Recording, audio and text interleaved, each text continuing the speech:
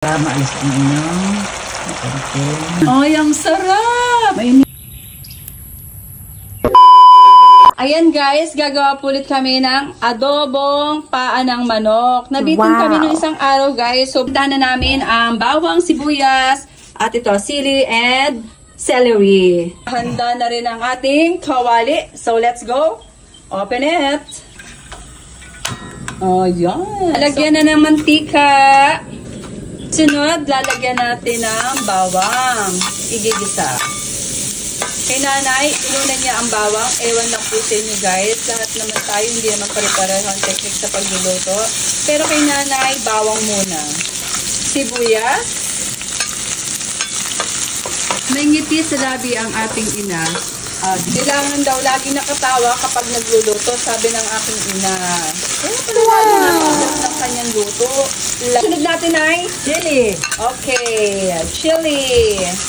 Lagi po kaming may chili sa mga niluluto. Pampagana ba? Ano sunod dito, Nay? Chicken feet. Oh yes, chicken feet. Na nabitin kami ng isang araw. Okay, lagay na natin ang chicken feet. Okay. Toyo, Inay? Yes. Okay. Lagyan ng toyo.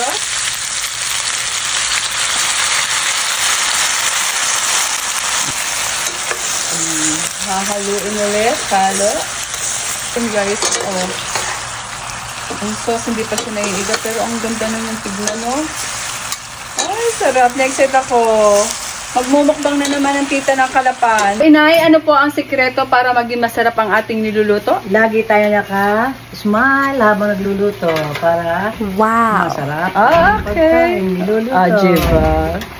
Tips ng inay, lagi nakangiti sa pagluluto para masarap ang lasa ng niluto. Sunod po ay asukal. Ayan. Perfect.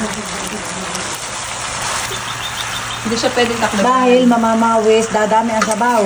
Hindi maglalagkat-lagkat. So, technique para hindi dumami ang sabaw at lagkit-lagkit, huwag tatakloban daw, sabi ni nanay. Dahil mapawis, magkakapit siya. Okay. Okay. Konting halo. Yan. Okay, na. Paminta. Wow! Nilagyan ng oyster sauce. It's up to you guys kung gusto niyo mag-oyster sauce, pero si nanay nag-oyster sauce po. Halong muli. Diyan sa halong yan ay kailangan ng may pagmamahal.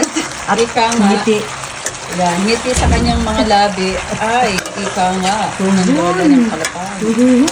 Ganyan naman guys, kung gaano naman kasatuwa. Ilalagay na natin ito. Oh, sabay budbud ng celery. Pampabango. Walang tayong palansa. Yan guys, nilagyan ng celery. Pang-alis ng lansa.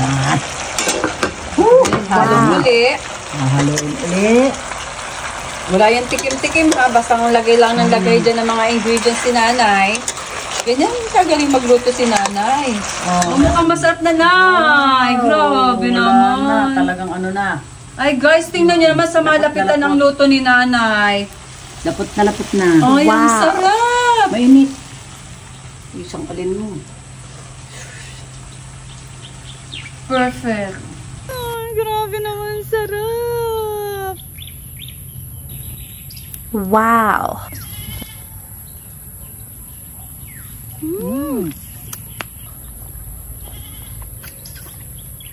Grabe. Lambot-lambot to. Wow!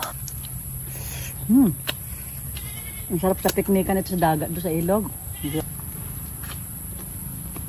Let's go. Nauna na. Bye! Thank you everyone sa panonood!